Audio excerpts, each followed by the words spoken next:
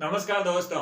आप सभी का स्वागत है। दोस्तों, हम लोग भारत की जलवायु के बारे में 2-3 वीडियो उसके बारे में पढ़ रहे हैं। अभी तक हम लोगों ने सामान्य जानकारी ली भारत के जलवायु की। इसके अलावा हम लोगों ने जो शीतकालीन वर्षा का कारण क्या होता है, पश्चिमी विक्षोभ, और इसके अलावा हम लोगों ने जो शीतकाल की मौसम की क्रियाविधि क्या होती है उसके बारे में जाना, और उत्तर पूर्वी मानसून के बारे में हम लोगों ने पढ़ लिया है। आज के वीडियो हम लोग दोस्तों जानेंगे आईटीसीजी जोन। आईटीसीजी जोन क्या है इसके बारे में पढ़ेंगे, क्योंकि इसको समझना जरूरी है दोस्तों। उसके बाद हम लोग अगले वीडियो में दक्षिणी पश्चिमी मानसून और फिर उसकी अरब सागर शाखा और बंगाल की खाड़ी शाखा के बारे में बात करेंगे। अगर आज के वीडियो की बात करें तो आज के वीडियो हम लोग ITCZ zone, intra tropical convention zone, अंत उष्ण कटिबंधीय अभिसरण क्षेत्र, क्या बोलेंगे, ITCZ zone, intra tropical convention zone. ठीक है, ये आपको समझ में आ गया होगा। इसमें आप लोगों को आप समझने की बात है दोस्तों, क्योंकि ये कॉन्सेप्ट बेस है, तो आपको अगर एक बार समझ में आ जाएगा तो कभी आप भूलोगे नहीं। तो दोस्तों, आपके सामने ये है जो पूरा ग्लोब है। ठीक है, ग्लोब है, तो इसमें अंतःउष्णीय कटिबंधीय क्षेत्र कौन सा होता है उसको पढ़ने से पहले अपन जान लेते हैं कि भाई आईटीसीजी जोन होता क्या है। दोस्तों, आईटीसीजी जोन का मतलब होता है वह क्षेत्र या वह जगह जिसमें दाब होगा वो क्या होगा, निम्न होगा, और ताप होगा वो उच्च होता है। ठीक है, ये वो क्षेत्र होता है जहां पर दाब निम्न होता है और ताप उच्च होता है। अब ये तो आपको समझ में आ गया होगा, आईटीसीजी का मतलब होता है निम्न दाब क्षेत्र और ताप अधिक होता है। ये कैसे काम करता है उसके बारे में बात करें तो दोस्त, आपके सामने ये ग्लोब है। इसमें ये है जो 0 डिग्री या विषुवत रेखा, इसे क्या बोलेंगे,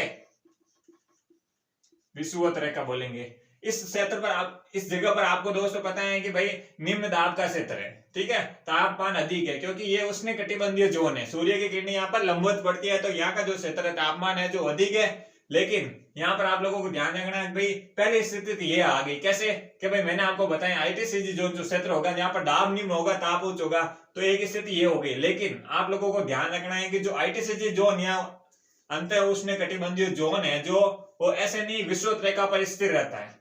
ये क्या होता है कि सूर्य के उत्तरायण होने पर, मतलब सूर्य के उत्तर की ओर लंबवत होने पर, जब कर्क रेखा की लंबवत होता है तो ये क्या करता है, आईटीसी जोन कर्क रेखा की ओर खिसक जाता है। जब ये सूर्य की किरणें दक्षिणी गोलार्ध की ओर मकर रेखा की ओर लंबवत होती है, तब ये क्या करता है, ये भी आईटीसीजी जोन दक्षिण की ओर प्रभावित हो जाता है, मतलब विचलन हो रहा है। तो इसका क्या मतलब हो गया, सूर्य की किरणें कर्क रेखा और मकर रेखा के मध्य आईटीसीजी जोन का विचलन होता रहता है, ना कि ये विषुवत रेखा पर स्थिर रहता है। बस ये आपको पता होना चाहिए। ये जो क्षेत्र है ये एक प्रकार का निम्न दाब का और अधिक दाब का क्षेत्र कहलाता है। ठीक है, इसका क्या मतलब हो गया दोस्तों, इसका मतलब ये हो गया आईटीसीजी जोन के दौरान जो दक्षिणी भाग से, जैसे मतलब उत्तरी पूर्वी व्यापारिक पवनें होती है जो 35 डिग्री अक्षांश के आसपास चलती है। ठीक है, तो उत्तरी पूर्वी जो व्यापारिक पवनें होती हैं वो किस ओर प्रभावित हो रही है, वो 35 डिग्री के आसपास से विषुवत रेखा की ओर प्रभावित हो रही है। तो विषुवत रेखा की ओर प्रभावित हो रही है, तब ये जो हवाएं हैं, तो ये हवाएं है जो कहां पर, विषुवत रेखा के आसपास के क्षेत्र पर, जो डोलाड्रम का क्षेत्र होता है। ठीक है, डोलाड्रम का क्षेत्र भी निम्न दाब वाला क्षेत्र होता है। निम्न दाब और ताप वाला जो क्षेत्र होता है उसे डोलाड्रम कहते हैं। यहाँ से संवहन क्रिया के माध्यम से ये हवाएं वापस ऊपर की ओर उठ जाती है। कैसे देखिए दोस्तों, जैसे ये है विषुवत रेखा, ठीक है, ये हवाएं यहाँ से ऐसे ऊपर उड़ जाती है, यहाँ से वापस टकरा के विषुवत रेखा से वापस ऊपर उड़ जाती है। तो ये एक प्रकार का प्रोसेस है। ये क्या है, ये आईटीसीजी जोन के दौरान होता है। यहाँ पर हवाएं आती है, टकराती है और ऊपर उड़ जाती है। किस क्रिया के माध्यम से, संवहन क्रिया के, संवहन क्रिया के माध्यम से। क्यों, हवा ऊपर उठने का क्या है, आपको पता है यहाँ का जो टेम्परेचर है वो अधिक रहता है।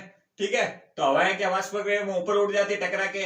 ये एक नियम के अनुसार होता है दोस्तों, उसका नाम है फेरल का नियम।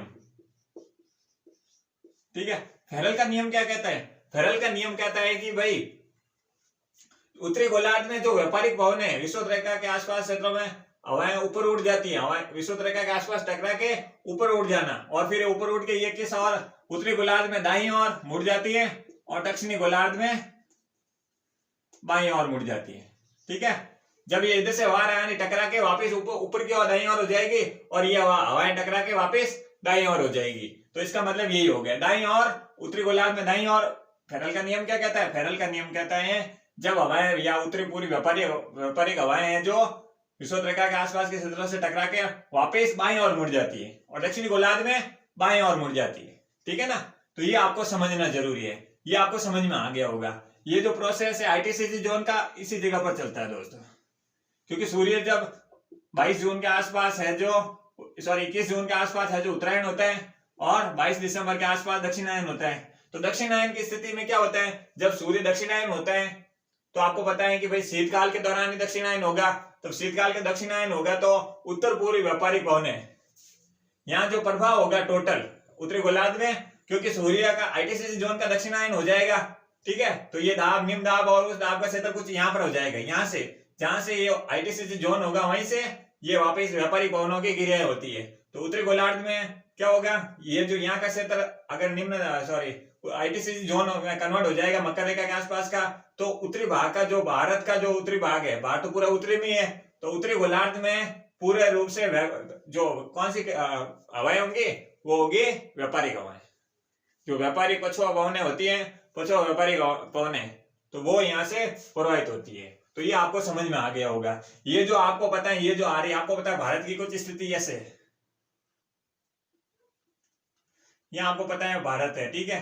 तो उत्तर पूर्वी व्यापारी पवनें हैं, ठीक है, पछुआनी व्यापारी, ठीक है, ये ध्यान देना। उत्तर पूर्वी व्यापारी पवनें हैं जो यहाँ पर प्रवाहित हो रही है, तो इसमें आपको पता है कि इस साइड से प्रवाहित हो रही है। और पिछले वीडियो में मैंने आपको बताया था, जैसे देखिए ये भारत है, ये आपके सामने भारत की स्थिति है, ठीक है ना। इसको मैं छोटा सा बना रहा हूँ समझाने के हिसाब से एक बार, क्योंकि पिछले वीडियो मैंने बताया था, लेकिन आपको एक समझाने के हिसाब से मैं एक बार वापस बता देता हूं।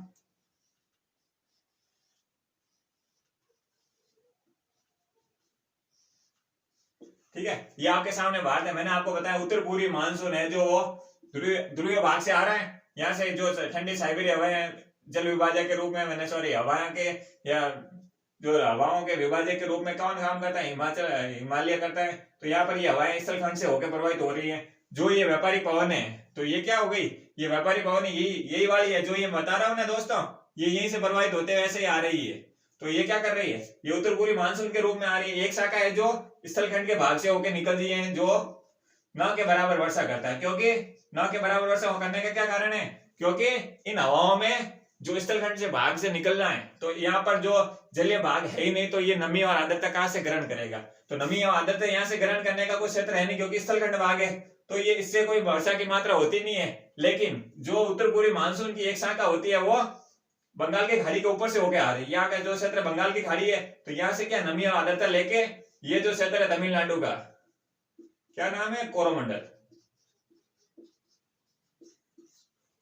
ठीक है। कोरोमंडल का जो क्षेत्र है इस यहाँ से टकराती है, तो क्या करती है, ये तमिलनाडु के आसपास के इलाकों में वर्षा करती है। तो उत्तर पूर्वी मानसून से वर्षा, तो मैंने आपको बताया शीत ऋतु में उत्तर पूर्वी मानसून और पश्चिमी विक्षोभ के कारण, जो मैंने पिछले वीडियो में आपको बता दिया है। लेकिन अभी अपन लोग व्यापारिक पवनों की बात करें तो ये आपको समझ में आ गया होगा। उत्तर पूर्वी व्यापारिक, जब भारत के पूरे गोलार्ध पर, जो यहाँ उत्तरी गोलार्ध में भारत के ऊपर जो उत्तरी पूर्वी व्यापारिक पवनों का प्रभाव होता है ना, तब स्थिति कुछ ये होती है, ठीक है। तो ये आपको समझ में आ गया होगा।